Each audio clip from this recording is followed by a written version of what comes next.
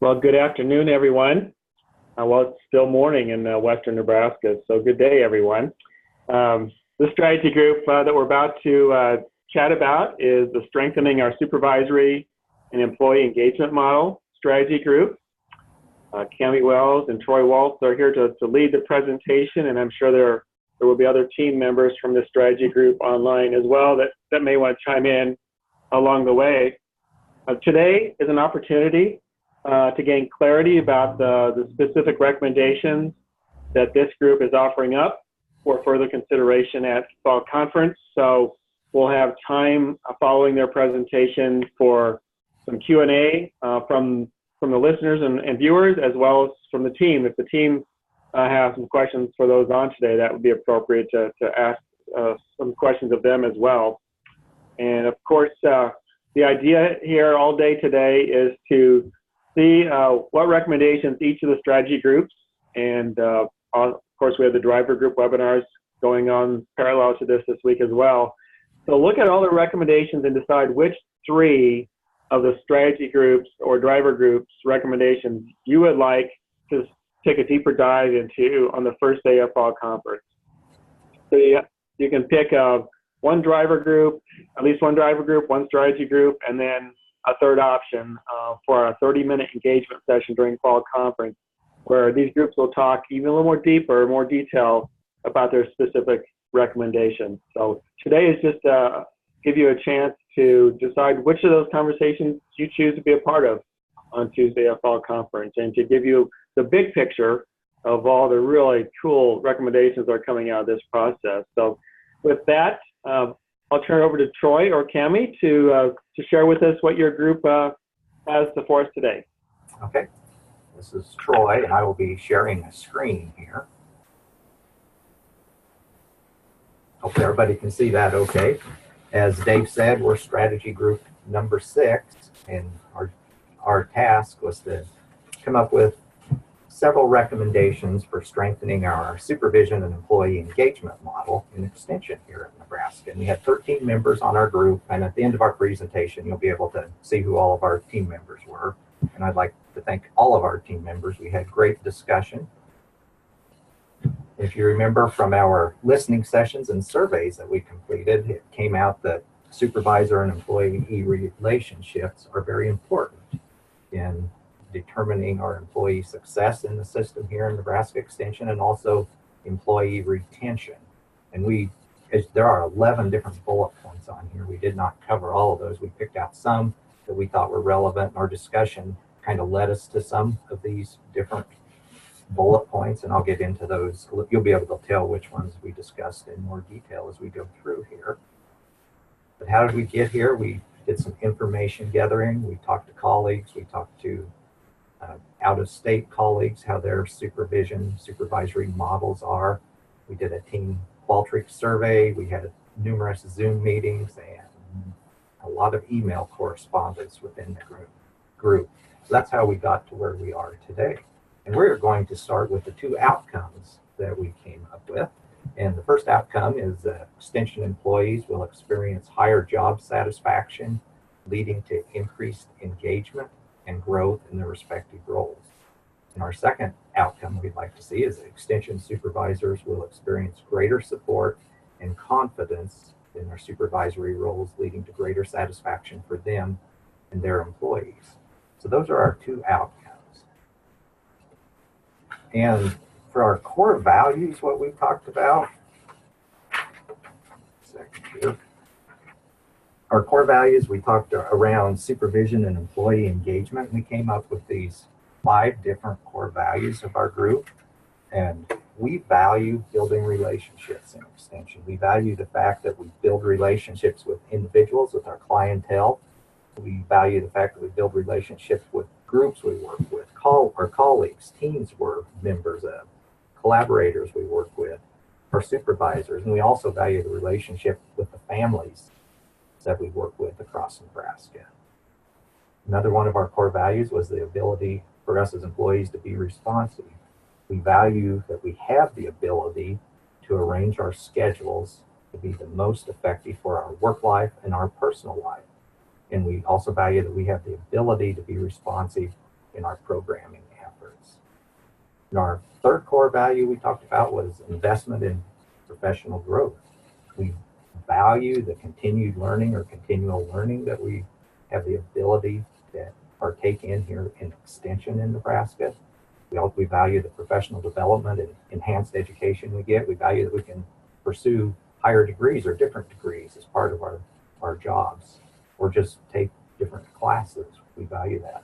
We also value that we have opportunities for innovation. Our job allows us to be innovative. That was another value we had. And the fifth core value we had was that we like the satisfaction of knowing that what we do has a positive impact on the lives of Nebraskans. So those are our 5 core values. Now we have a quote here, and this is from 48 years ago, 1970, from the Journal of Extension, and it's from Edwin H. Almond, and the title of the journal article is Supervision, Motivating, Not Controlling. The quote is 48 years old, so it is gender specific, but do not get hung up on that. Let's just look at the core tenets of this as we go through and see how they hold today. The placement and supervision on Extension staff is critical to the success of the Extension educational system. The supervisor must know and practice principles of good management.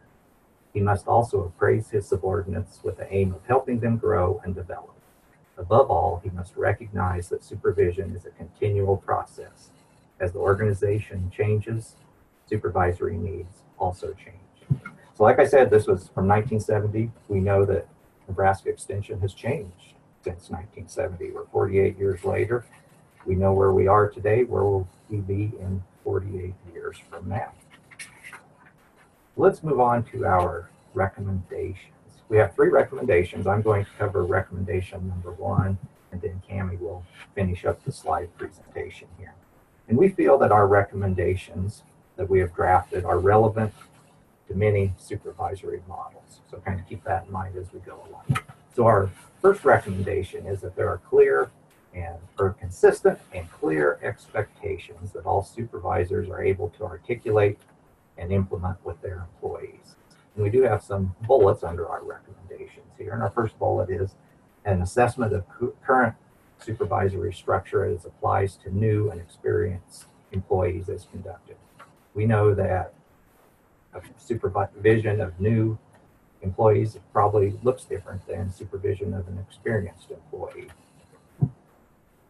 Another bullet point here is we feel that individuals must know how positions operate within their local units and accountability regions, and understand local, county, or departmental expectations that are there for those employees or individuals.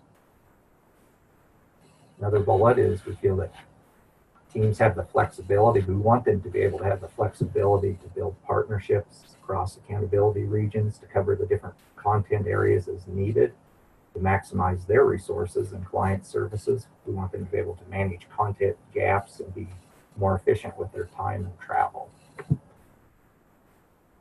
And the last bullet here, and we would like personnel placement decisions to be made with input from local extension personnel, extension boards, and community partners, and that final determinations are clearly communicated to county stakeholders and reflect the unique needs of each county and district. So with that, I will stop sharing, and Cammie can take over.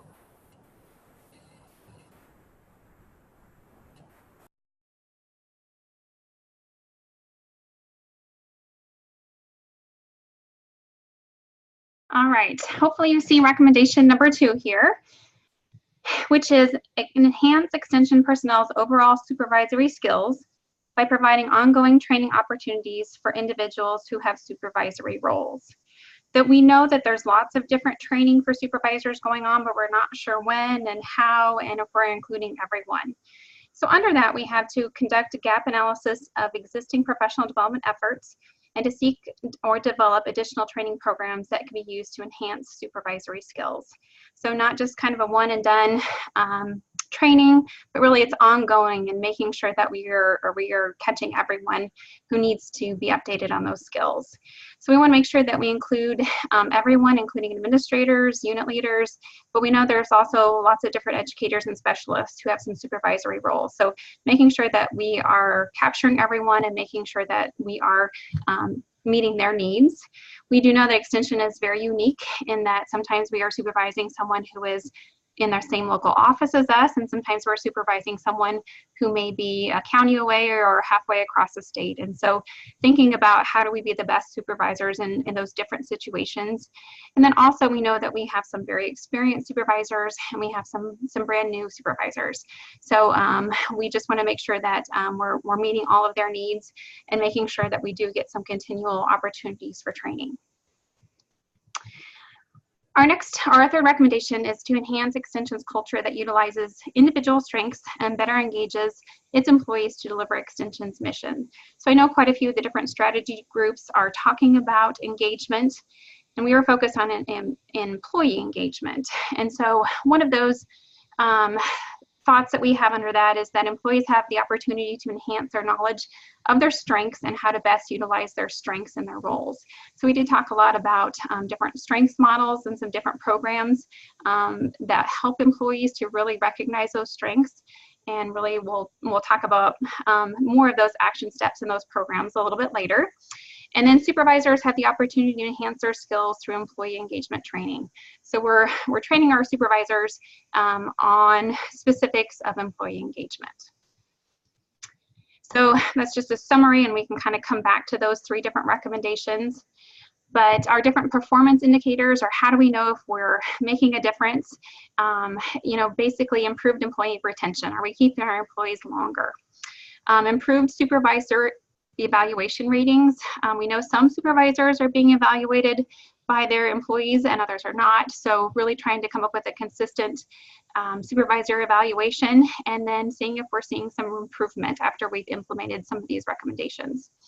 And then also employee engagement, measuring that, and then seeing if our strategies are working and if we are seeing an improvement in those employee engagement scores. So this is just a one-page handout that we will have available on our box site, so you can kind of scroll through and look at those all together. And these are our team members, and so just want to thank them for all their hard work and their input, and we really appreciate the time that they gave on such short notice to be able to work on these. So I think that's it.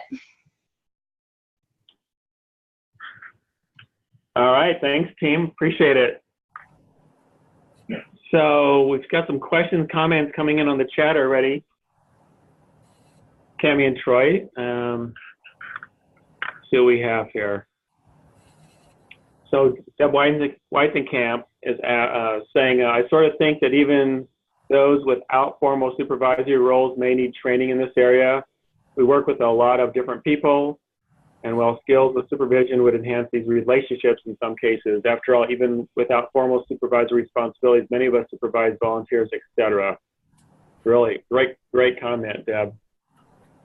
Work with interns, right? Volunteers, superintendents at events. So point well taken. I guess a comment I would have on that, we talked about having this gap analysis to see what kind of supervision trainings that are available and what is out there, and there might be different levels of that. That's perfect. Yes.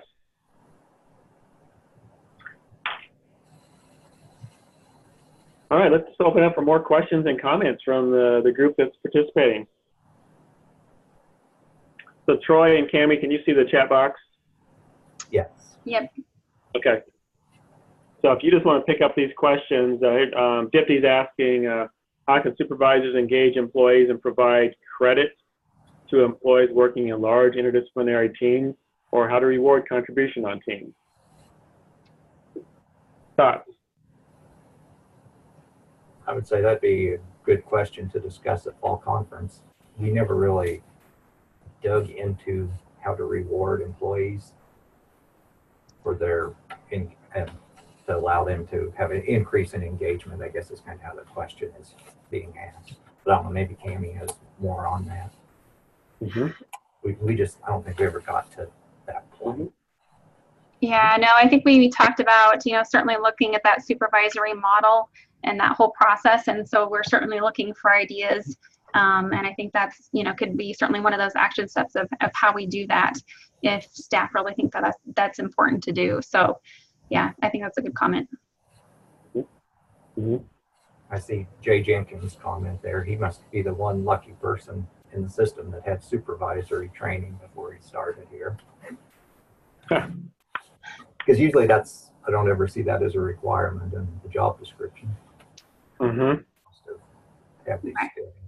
And we did talk about sometimes, we have unit leaders who get in that position that maybe they weren't expecting to be a unit leader, or maybe they're interim unit leaders, to make sure that they are able to have some training of those basic skills that they need during that interim period too. So. Mm-hmm. And as we look at new positions or different positions, maybe that could be one of the recommendations, is that they have some supervisory skills. Mm-hmm. Mm-hmm.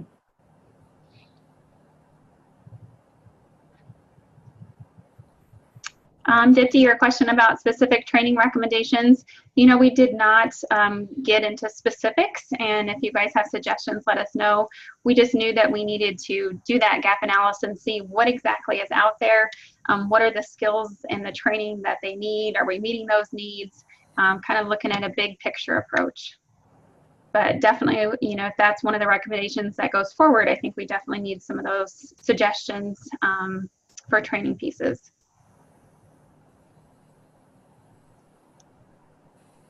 So Katie Krause is asking, is there a place in this discussion to consider the content knowledge of supervisors in relation to the people they oversee? As we look at some potential changes to the structure of Nebraska Extension, would rethinking who has supervisory roles be beneficial? This might not fit into this conversation. So I don't know, did that come up in conversation, Troy or Cami or others? It didn't come up. Maybe we briefly touched on it. It was one of those 11 bullets that came out of the Mm-hmm. survey or discussions, statewide discussions. But I talked to Blake Naughton from Missouri, and I think it is their system that has like 2 supervisors. One is an area supervisor, and then they have a kind of a content knowledge supervisor. They call it an educational director. So Mm-hmm. that educational director would be a supervisor for somebody if they were in beef or crops or nutrition or youth or something like that. So there are some different models out there. Mm-hmm.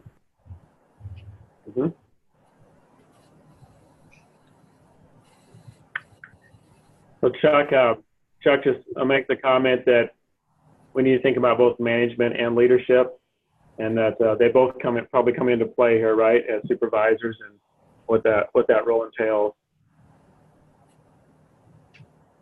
Susan asked about mentoring.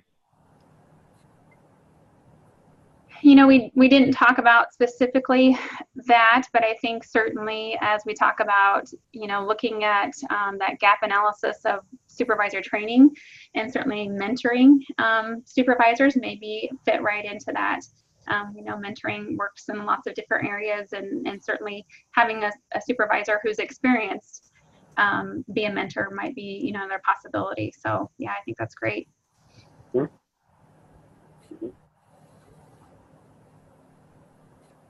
And Cami and Troy are both right. There will be time at fall conference if this recommendation is moving forward through the process.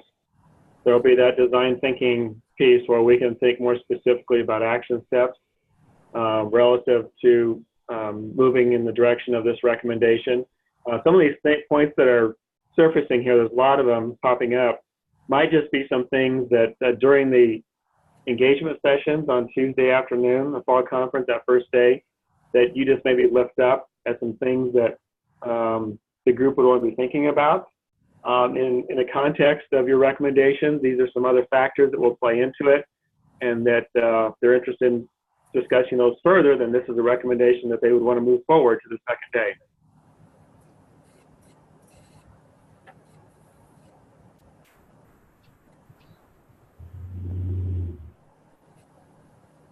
So Amy said, we did talk briefly about mentoring.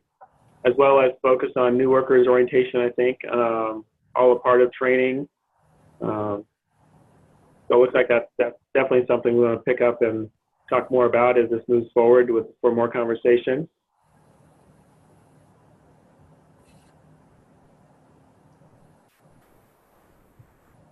What do you think about so look at the conversation that Chuck and Katie are having about the supervisor expertise? And what if they don't have that expertise? Does that mean they still are not well qualified or in a position to be a great supervisor? Or are there other thoughts around that idea? Troy brought up the co-leader approach earlier.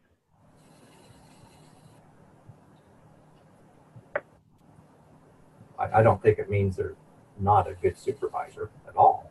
Everybody's different. Mm-hmm. Mm-hmm. Mm-hmm.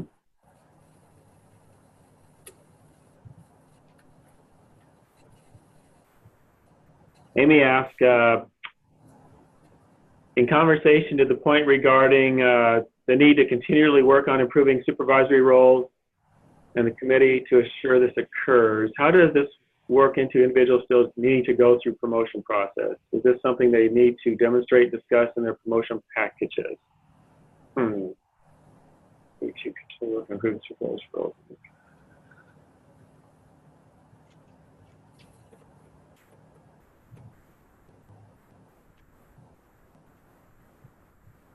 Yeah, Amy, that might be something we can chat more about as this conversation moves forward.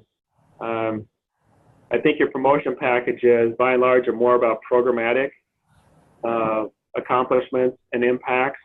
Probably not so much around supervisory, although that might just be captured somewhere in the promotion file. That's another responsibility you have, especially if you're supervising a large group of people who contribute to the collective work that you're required to report out as a part of your work. But I think it really depends on the role here.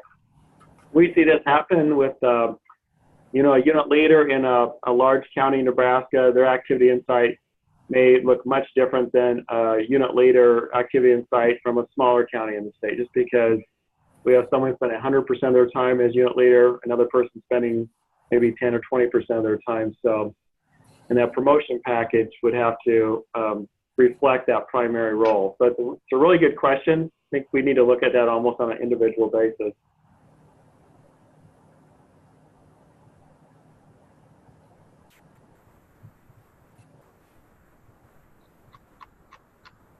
Troy and Cam, I'm going to let you just keep scanning through those questions and pick up the ones. So we have some follow-up comments. Any of those you want to pick up on and discuss further? I think they're just all great discussion points for fall conference. Hope everybody posing these questions comes to our session with some thoughts and ideas. Yeah, it looks like people have lots of great ideas and thoughts around this. So please definitely come to our session and share those. I think we've really got some good discussion or some thoughts already going. So it's exciting. We can share this chat piece with the team leads here too, so you'll have all these questions and comments leading into fall conference. Does the team have any specific questions for the group? Anything you've been kicking around as a team? You'd like more feedback from a broader group of your colleagues?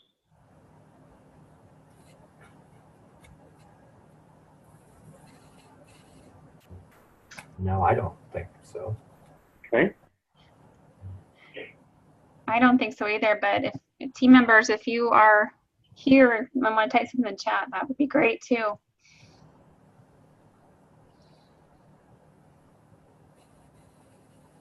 Well, I think your team has done a great job. Really nice presentation, very concise. I think it's very, very clear what the recommendations and the accompanying outcomes that you've shared with us today. If you would just make sure that we have the most current PowerPoint in your handout, of course, which is an excellent supporting piece. Have those up in your box folder regarding the strategy group and or send those to me. We'll make sure that those are posted on the Extension 2025 website so everyone can look at those along with the recording from this webinar.